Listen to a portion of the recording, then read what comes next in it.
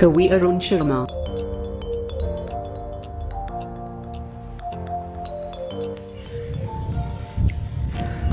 नमस्कार दोस्तों, आज एक बार फिर आपसे मुलाकात के लिए मैं हाजिर हूँ। आज मैं आपको कोई रचना नहीं सुनाऊंगा।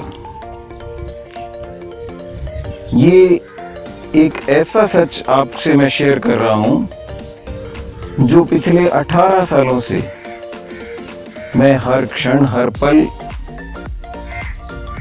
इस सच को जी रहा हूँ। मैं किसी भी कार्य में व्यस्त क्यों ना रहूं, लेकिन ये सच्चाई हर वक्त मेरे दिमाग में रहती है। और उसी सच को, अब आप इसे कविता समझें या कुछ भी समझें, लेकिन एक बाप का अपनी बेटी के प्रति जो स्नेह होता है,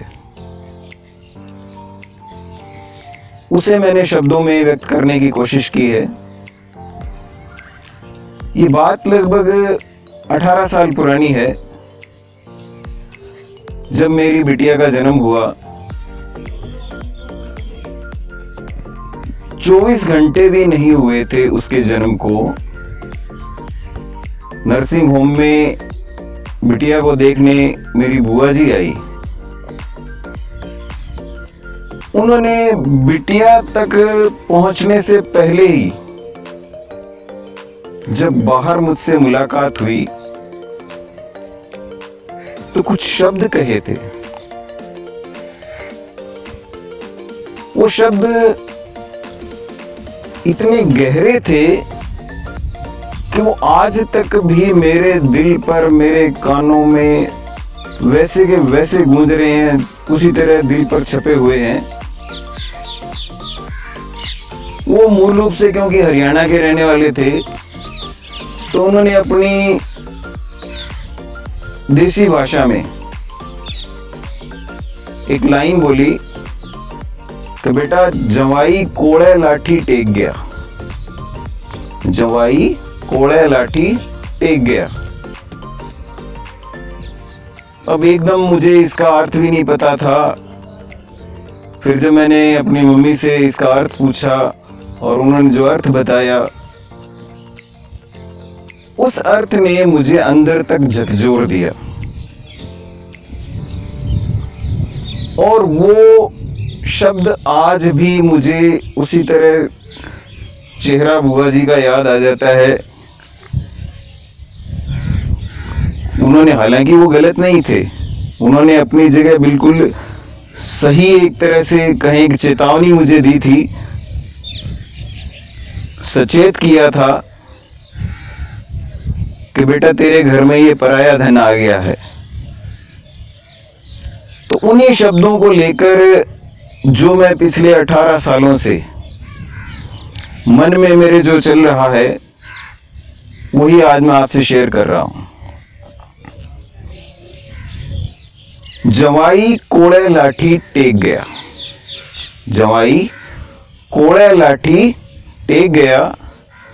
बुआ के इन शब्दों का मर्म, बुआ के इन शब्दों का मर्म तब मैं पूरा समझ ना पाया था। जब उन्होंने कहे तो मैं इसको पूरी तरह समझ नहीं पाया था। बुआ के इन शब्दों का मर्म तब मैं पूरा समझ ना पाया था। मन पर लेकिन अमिट हो गए जब माँ ने इनका अर्थ बताया था।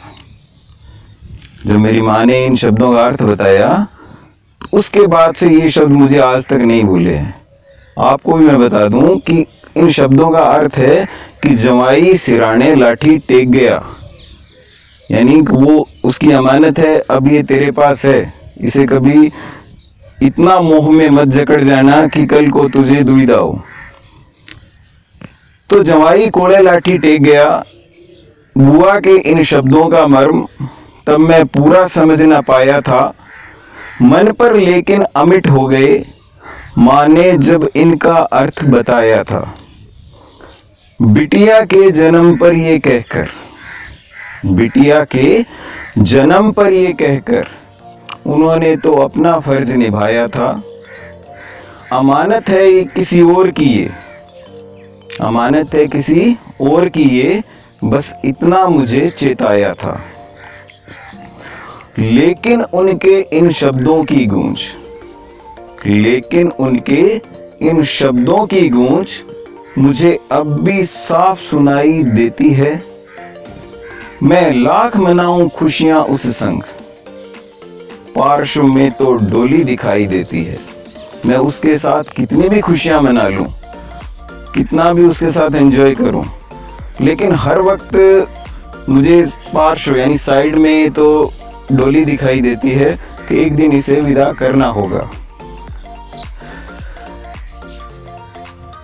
मैं अब ये उन्होंने चेतावनी दे दी, मैं समझता भी हूं इस बात को, लेकिन मेरा मन है वो कभी इस बात की गवाही नहीं देता कि भी ये उन्होंने ये कहा, सारी बातें सही है, संसार का नियम है, बेटियां हमेशा ही पराई होती हैं, लेकिन क्या बाप का कोई हक नहीं? मैं उसकी पहली मुस्कान का साक्षी, मैं उसकी पहली मुस्कान का साक्षी, मैं उसकी तुतलाती जुबान का साक्षी। जो वो तुतलाते शब्दों में बोलती है पापा पापा दादा मम्मी, तो उस चीज का साक्षी कौन है? मैं हूं। तो मैं उसकी पहली मुस्कान का साक्षी, मैं उसकी तुतलाती जुबान का साक्षी, मैं उसे पराई समझूं कैसे, मैं उसे पराई समझूं कैसे, मैं उसके हर इम्तिहान का साक्षी।